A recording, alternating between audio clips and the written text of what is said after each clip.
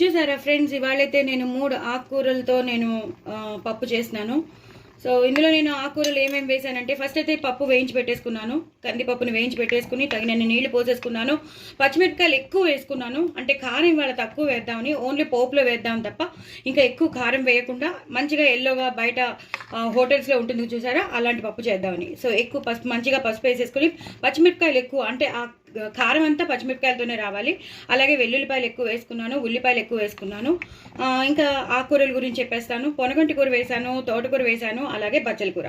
ఈ 3 ఆకుకూరలు వేసేసి నేను ఇలాగా ఉడకబెట్టేసుకుంటున్నాను. ఉడకబెట్టేసుకున్నాక నేను పోపు వేసేటప్పుడు చూపిస్తాను. వెల్లుల్లిపాయలు మాత్రం మస్తు వేసుకోవాలి, పోపులో కూడా మళ్ళీ వేస్తాను, ఇందులో కూడా వేసేసాను. పచ్చిమిరపకాయలు మంచిగా ఎక్కువ వేసుకోవాలి. సో ఇప్పుడు ఇది ఉడికిపోతుంది, బాగా మ్యాష్ చేసేసి అప్పుడు మనం పోపు పెట్టేసుకుందాం. ఒక విషయం చెప్తాను, మన ఆరోగ్యం మనమే కాపాడుకోవాలి, మనకి ఎవ్వరూ చేయరు. మన జీవితం మనం చూసుకుంటేనే ఏదైనాను. ఇంత సోషల్ మీడియాలో ఉన్నాక ఈ వర్డ్స్ కూడా నేను చెప్పకపోతే బాగోదు. పప్పు బాగా ఉడికిపోయిందండి. ఇప్పుడు నేను ధనియాల జీలకర్ర పౌడర్ వేసేస్తాను. మనం చేసేది 3 ఆకుకూరలతో చేసే పప్పు చాలా బాగుంటుంది. పొనగంటి కూర, అలాగే బచ్చల కూర, అలాగే తోటకూర. ఆవాలు మెంతుల పొడి వేస్తాను, సూపర్ ఉంటుంది. అలాగే నేను ఇందాక కొంచెం ఉప్పు వేసాను, ఇప్పుడు కొంచెం ఉప్పు వేస్తాను. చూసుకుని మీకు రుచికి, అంటే నాకు ఫ్రాక్చర్ అయింది కదా, అందుకని చూసుకుని వేసుకోండి. ఇప్పుడు ఇలా కలిపేసుకుందాం. కలిపేసుకుని కొంచెం కరివేపాకు వేసేసుకుందాం. కరివేపాకు వేసేసుకుని మనం ఇలా కలిపేసుకుని ఇప్పుడు పోపు వేసేసుకుందాం. ఆవాలు, జీలకర్ర, ఎండుమిరపకాయలు, అలాగే ఇంగువ.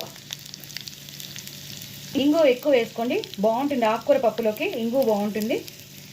అలాగే వెల్లుల్లిపాయలు, నేను ఇందాక కూడా వెల్లుల్లిపాయలు వేసుకున్నాను, ఇప్పుడు కూడా వెల్లుల్లిపాయలు వేసుకుంటున్నాను. ఎన్ని వెల్లుల్లిపాయలు ఈ పొనగంటి, ఈ తోటకూర, ఈ బచ్చల కూరకు వేసుకుంటామో అంత బాగుంటుంది. చూసారు కదండి, నేను ఒక ఫుల్ వెల్లుల్లిపాయ వేసేసాను అనమాట. బాగా వేగిపోయి ఉంది కదా, ఇంగువ కూడా వేస్తాను. కొంచెం కారం వేస్తాను, ఎందుకంటే నేను అందులో కారం ఎక్కువ వేయలేదు. సో కొంచెం కారం ఎల్లోగా ఉండాలనే నేను చేసినాను. ఇది సరిపోతుంది. అప్పుడప్పుడు మార్చాలి కదా, వెరైటీగా ఉండాలి కదా, ఎప్పుడు రొటీన్గా కాకుండా. ఇది బాగా వేగిపోయింది. వెల్లుల్లిపాయలు కానీ, ఎండుమిరపకాయలు కానీ, కారం కానీ, ఇంగు పోపు కానీ బాగా వేగిపోయింది కదా. ఇప్పుడు నేను దీంట్లోకి మెల్లిగా ట్రాన్స్ఫర్ చేసేస్తాను. అద్రిపోతుంది. పప్పు మాత్రం చాలా చాలా టేస్టీగా ఉంటుంది. ఎంత బాగుంటుందో చెప్పలేను. లాస్ట్లో మాత్రం కొత్తిమీరతో గార్నిష్ చేసేసుకోండి. ఎంతో ఎంతో టేస్టీ అయినా 3 ఆకుకూరల పప్పు రెడీ అయిపోతుంది. తప్పకుండా చేసుకుంటారు కదా, అసలు వదిలిపెట్టరు. చాలా చాలా బాగుంటుంది. ప్రోటీన్కి ప్రోటీన్, విటమిన్స్కి విటమిన్స్. ఇంకేం కావాలి మనకి? తప్పకుండా చేసుకోండి, ఎంజాయ్ చేయండి. ఎవరి మీద ఆధారపడకండి. మీతోనే మీరు ఇండివిజువాలిటీగా ఉండడం మనం నేర్చుకుందాం, ఎస్పెషల్లీ విమెన్. బాయ్ అండి.